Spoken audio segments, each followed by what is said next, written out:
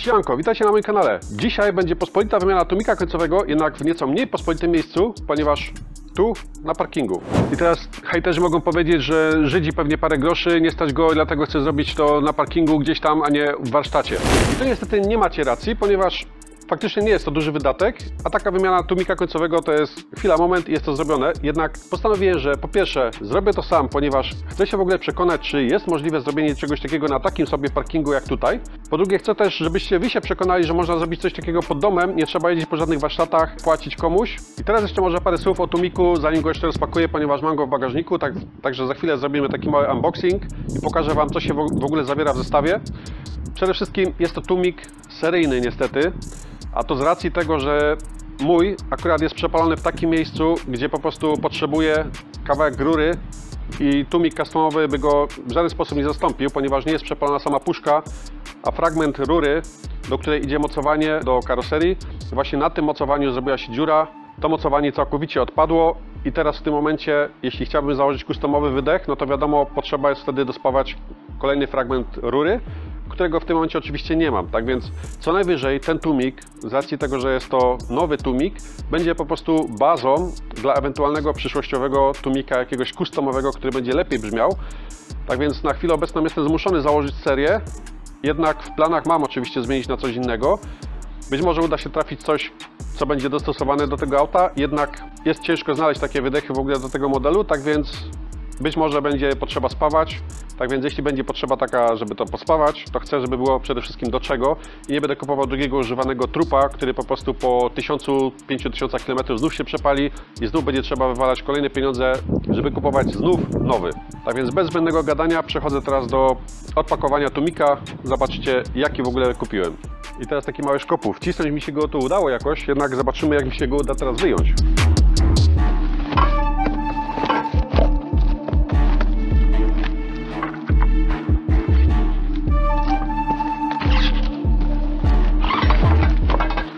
Ok, myślę, że będzie gorzej.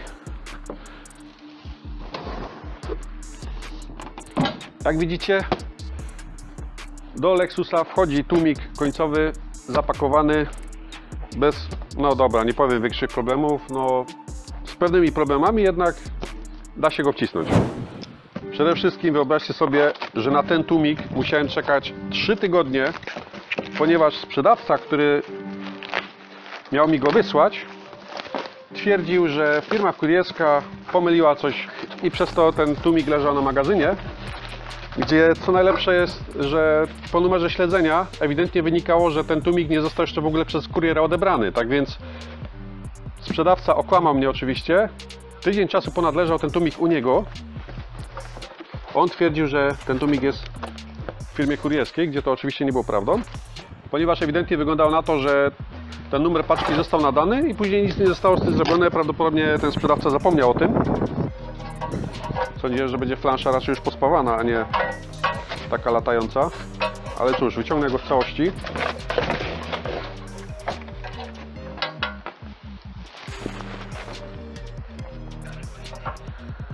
Tak więc tak to wygląda.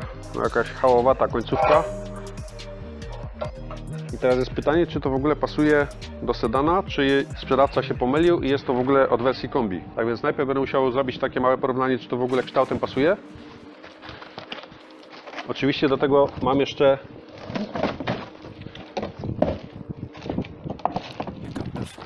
gumy oraz śruby nowe. Tak więc tak to mniej więcej wygląda. Sam tłumik wygląda w ten sposób. Powinny tu być wszystkie gumy mocujące tłumik do karoserii. Ten tłumik oczywiście idzie w tę stronę. No, widzę, że swoje już przeżył. Dbałość o szczegóły jest raczej słaba. W tym momencie może mi się nie uda pokazać na starym wydechu, za to pokażę wam na nowym. Na moim starym wydechu jest dziura, teraz nie pamiętam, czy z tej strony. Zobaczmy, co tu jeszcze jest. Druga guma, trzecia guma, czwarta guma. Mamy też sprężyny. Są też śruby, które są już trochę pordzewiałe. Jest tutaj pierścień, który nasadzamy, żeby uszczelnić wydech. Druga sprężyna. No i ta śruba jest w lepszym już stanie. Ta jest jakaś, nie wiem, zamiennik czy używana. Dziwnie to wygląda. Ta widać, że jest ewidentnie nowa. Ta natomiast wygląda, jakby była po prostu wzięta jakaś stara i zapakowana w jakąś folijkę. Tak więc to mi się nie podoba. No ale cóż, jak to kiedyś słyszałem, to nie ma się podobać, to ma funkcjonować. Tak więc zobaczymy, jak to będzie w tym wypadku. Na chwilę obecną to chowam, żeby nie pogubić. Jak sami widzieliście, odpakowywałem ten wydech dopiero przy Was. Nie widziałem sam wcześniej, jak on w ogóle wygląda, jak on był spakowany. Tak więc teraz muszę się przebrać w coś, żeby można było pogrzebać. I zobaczymy przede wszystkim, czy ten tłumik jest od tego auta, czy to jest od wersji sedan, czy to jest od wersji kombi. Ponieważ tak jak mówiłem w jednym z moich filmów, tutaj wyskakuje Wam w tym momencie karta, tłumik od sedana różni się nieco od wersji Sport Cross, czyli od kombi. I na pewno nie będzie pasował, ponieważ trochę inaczej jest zagięty. No i dobra, po raz sprawdzić, z czym mamy tu do czynienia. W tym momencie tłumik leży w takiej pozycji, w jakiej jest montowany w aucie. Tak więc zobaczmy teraz pod auto, jak to wygląda. Mam nadzieję, że Wy będziecie coś tu widzieć. No i jak widać, tutaj ta część rury idzie tak samo jak i ta w tym nowym elemencie. Zawija się do lewej i przechodzi pod wahaczem tam dalej do końca. Czyli wychodzi na to na pierwsze oko, że faktycznie powinno to pasować, bo tutaj kształt jest tak samo. Tak więc pora postawić auto w takim miejscu, żeby można było coś bardziej grzebnąć, odkręcić te dwie śruby i przekonać się, czy uda się to wymienić samemu. No i dobra, trochę poobczajałem poza kamerą opcje, jakie tutaj mam w tym momencie, żeby na tym parkingu to zrobić. Nie ukrywam, że miałem troszeczkę inny pomysł początkowo, ponieważ na tych podjazdach, które są tutaj, chciałem sobie stanąć autem i z racji tego, że jest duży spad, chciałem wykorzystać go do tego, żeby podejść pod auto i żeby móc odkręcić te dwie śruby, które trzymają cały ten tłumik. Jednak okazuje się, że jest on na tyle daleko, że nie jestem w stanie nawet na tych podjazdach sięgnąć tam ręką. Opcja numer 2 jest oczywiście zdjąć koło, no i później po prostu jak będzie auto podniesione, no to od tej strony podejść kluczem i wtedy odkręcić. Jednak bardzo mi się nie chce tego koła ściągać i będę robił chyba wszystko, żeby obejść to, żeby tego koła nie odkręcać. Wiem, że może być to faktycznie szybsze, jeśli ściągnę koło, ponieważ wtedy mam od razu dostęp łatwiejszy i o wiele głębiej mogę wejść pod auto i wtedy odkręcić te dwie śruby bez problemów. Jednak chcę zrobić to jak najszybciej, chociaż wiem, że takie szukanie sposobów może zająć dużo czasu, ale mimo to chcę zrobić to tak, żeby udało się bez większej ingerencji wymienić ten tłumik, bez odkręcania innych rzeczy oprócz niego. Ja być może się namęczę, ale jeśli mi się uda, to Wy oglądając ten film będziecie mieli tą przewagę, że będziecie wiedzieli, że tak się da i możecie tak samo zrobić to u siebie. Tak więc na pewno muszę podnieść auto tutaj z tej strony. Mam do tego takie podstawki, które mam zamiar podłożyć pod auto, żeby oczywiście auto było bezpiecznie podniesione i żeby nie spadło na mnie. Zobaczymy, na ile w ogóle ten lewarek mój podniesie, ten oryginalny, ponieważ nie mam takiej żaby, która by podniosła to auto wyżej, co jest też kolejnym utrudnieniem. Nie mam też żadnych desek, cegieł czy tego typu rzeczy, które mogłyby pomóc mi podstawić ten lewarek też wyżej i żeby auto udało się podnieść jeszcze bardziej. Podniosę najpierw to auto z tej strony i zobaczymy w ogóle, co się zmieni, czy będzie od tej strony jakiś dostęp bez konieczności odkręcania koła. No to sprawdźmy teraz, co tu się zmieniło w tym momencie. Że tak nazwę, od dupy strony wygląda to z kolei tak. Jest też dość daleko. Ja w tym momencie mam rękę wyciągniętą na całą długość. Jak widzicie, kamera jeszcze ma kawałek tutaj do tego miejsca, gdzie są śruby. No to dobra, coś się udało zrobić. Jak widzicie, auto jest na lewarku i na podstawce, tak więc jest w miarę bezpiecznie. Koła są oczywiście zabezpieczone, nie z tej strony, ponieważ ta strona jest podniesiona. Z tamtej strony zabezpieczyłem i z przodu i z tyłu, także nie ma możliwości, żeby auto się gdzieś ruszyło. Koła mam nadzieję, że nie będę musiał ściągać. Spróbuję dojść w tym momencie kluczem tam od spodu. Z racji tego, że moje auto nie jest obniżane jeszcze, jest koza, no to jest tutaj trochę miejsca.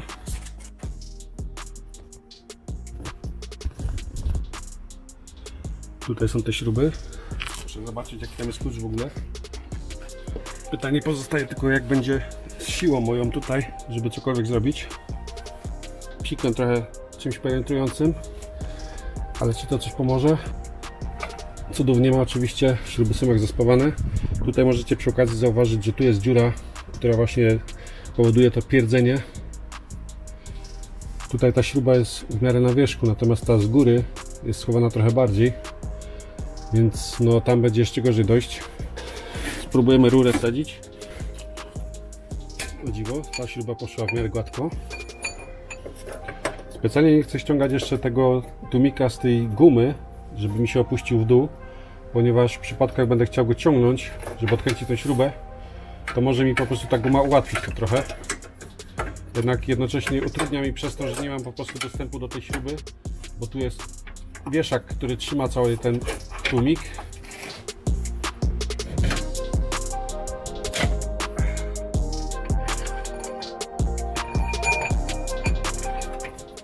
Chyba puściła.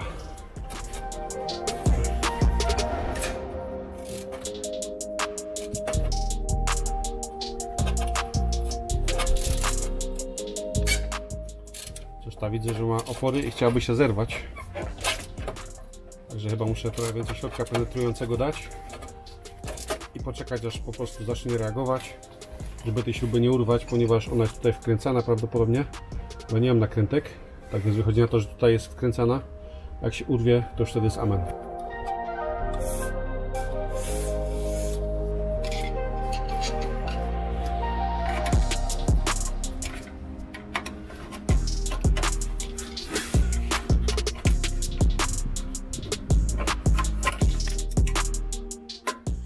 Dobra, w międzyczasie tą udało mi się też zdjąć. Jak się okazuje, tutaj wystarczy odpowiednia ilość siły i wtedy to schodzi. Tak więc pora pobawić się w tym momencie znowu z tą śrubką, która nie chciała puścić.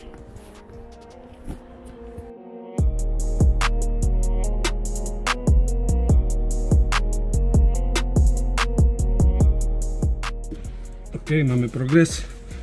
Jedna śruba już jest odkręcona, tak jak widzicie. Niestety moja kamera poszła spać, tak więc musiałem się przyłączyć w tym momencie na telefon. Druga śruba idzie teraz bez problemów. A więc kwestia odkręcenia tego do końca.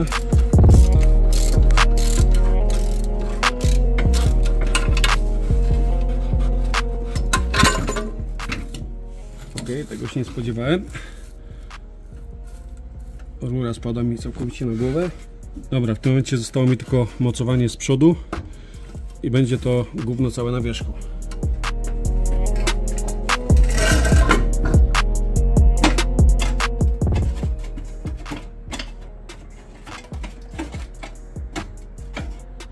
Oczywiście, jak można się łatwo domyślić, osłona termiczna jest przedzewiała na miejscach, gdzie są otwory na śruby. Tak więc trzyma się, można powiedzieć, na słowo honoru tylko na jednej śrubce, no, jako tako na drugiej. Albo ktoś to wymienił na oryginalny toyotowski, albo jest to jeszcze oryginał od nowości.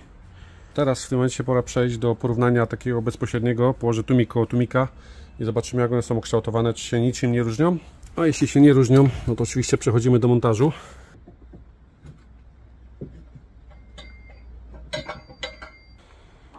No i dobra, w takim zestawieniu bezpośrednim wygląda, że są takie same. Przede wszystkim tutaj oczywiście nas interesuje najbardziej. Oraz oczywiście średnica. Nie wziąłem ze sobą suwmiarki, jednak myślę, że akurat tutaj nikt nie odwalił żadnej maniany i ta średnica powinna pasować. Tylko pytanie, czy ten pierścień będzie tutaj nachodził na to. Mam nadzieję, że tak.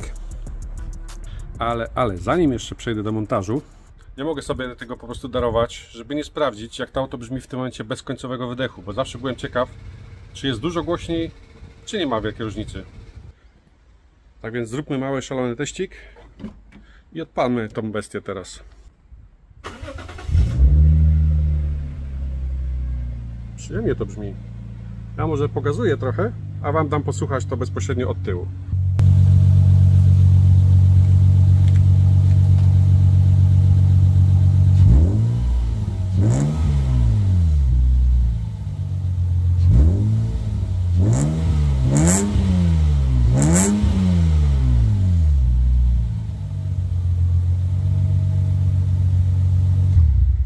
Nie wiem, czy kamera odpowiednio to odda w tym momencie, ale muszę Wam powiedzieć, że dźwięk jest naprawdę przyjemny. Jest taki fajny basowy odgłosik. Nie jest to mega aż takie mocne, chociaż trochę to dudni, więc no tłumik jednak trochę faktycznie wytłumia. Chociaż chyba nawet bym powiedział, że przyjemniejszy ten odgłos jest niż ten na tym przepalonym, pierdzącym wydechu. Niemniej jednak no, muszę założyć wydech, ponieważ takie coś by tu w Niemczech nie przeszło i od razu by mnie tu policja ścignęła. Tak więc dobra, teraz przechodzimy do montażu. Mam nadzieję, że nie będzie większych komplikacji.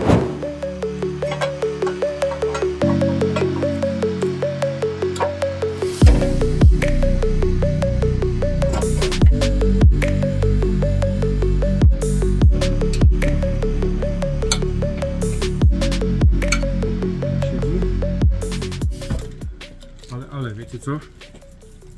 Szczerze powiedziawszy, to te śruby jakoś do mnie nie przemawiają. Te wyglądają o wiele solidniej. Przede wszystkim jest o wiele większa główka na złapanie kluczem, co stanowczo ułatwi przykręcanie. Możecie zobaczyć sobie, jaka jest różnica. Dosłownie połowę tego to jest ta główka. Tak więc chyba jednak lepiej będzie, jak zamocuję stare śruby i sprężyny.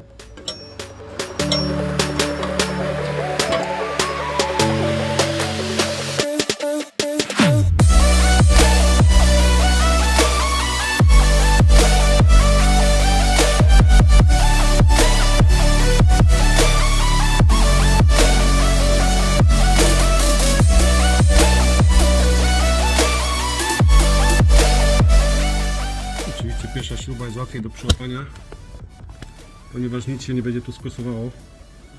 Dobra, pierwsza śruba powiedzmy jakoś tam jednym zwojem przyłapana. Nie wiem, czy nie powinienem najpierw z góry złapać, ponieważ ta będzie trudniej pewnie.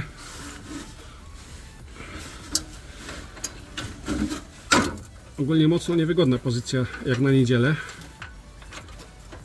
Ale cóż, tak jak przypuszczałem, może być problem z tymi sprężynami tutaj. Ponieważ gdy jedna śruba przyłapie, to druga później ma ciężko bardzo. I tutaj w tym momencie słowa wyjaśnienia. Ponieważ przez najbliższą godzinę męczyłem się, żeby przyłapać tą jedną cholerną śrubę i nie udało mi się tak naprawdę tego zrobić. Musiałem zastosować finalnie rozwiązanie tylko tymczasowe, żeby móc w ogóle tym autem dalej jeździć, a w międzyczasie znaleźć jakiś inny pomysł na rozwiązanie tego problemu. I przespałem się z tym i doszedłem do wniosku, że wiem, jaki jest problem, wiem, jaka jest przyczyna tego. Jeśli się dobrze przypatrzycie, to zauważycie, że flansza na nowym tłumiku jest nieco grubsza od tego na tej starej. A co za tym idzie, nie jestem w stanie przyłapać oryginalnej śruby ze sprężyną z drugiej strony, ponieważ jedna strona mi pręży, a z drugiej strony brakuje i nie jestem w stanie nawet docisnąć na tyle, żeby można było tą śrubę wsadzić i żeby ona chociaż chwyciła kawałkiem gwintu. Tak więc rozwiązanie, jakie na to widzę, te nowe sprężyny, które widzicie, które dostałem, muszę po prostu przerobić, żeby można było zamocować te śruby wraz z tymi sprężynami. Ponieważ wyobraźcie sobie, że po przykręceniu tej oryginalnej śruby z oryginalną sprężyną z drugiej strony, ta sprężyna mi się ścisła w całości. Co mnie w sumie już wtedy zdziwiło, czemu ta sprężyna jest cała ściśnięta. I w tym momencie właśnie to jest ta odpowiedź, że ta flansza jest grubsza, przez co jest mniej miejsca na sprężynę pod śrubą i przez to oczywiście brakuje gwintu z drugiej strony. Dlatego muszę skrócić te sprężyny, które dostałem, te pseudostożkowe, obetnę ten stożek po prostu, żeby ta śruba oryginalna przeszła przez tą sprężynę i wtedy zamocuję to jak należy i wtedy nie powinno być przede wszystkim takiego prężenia i powinno się udać zamocować i z jednej i z drugiej strony normalnie na sprężynie tą oryginalną śrubę, tak jak powinno to być. Ja się biorę teraz za obcinanie tych sprężyn i za chwilę Wam pokażę efekt finalny, jak to w końcu wyszło i czy faktycznie były takie problemy z przykręceniem tego ponownie po obcięciu sprężyn, czy jednak, tak jak mówię, udało się to zrobić o wiele szybciej, o wiele łatwiej.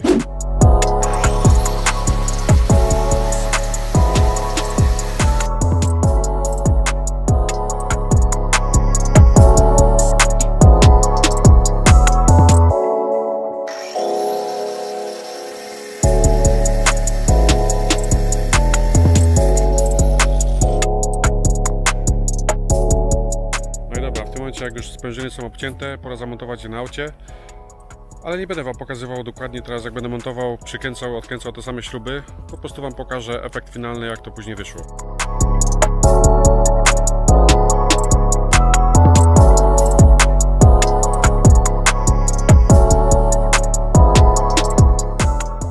Pora odpalić auto, zobaczyć, jak w ogóle brzmi teraz.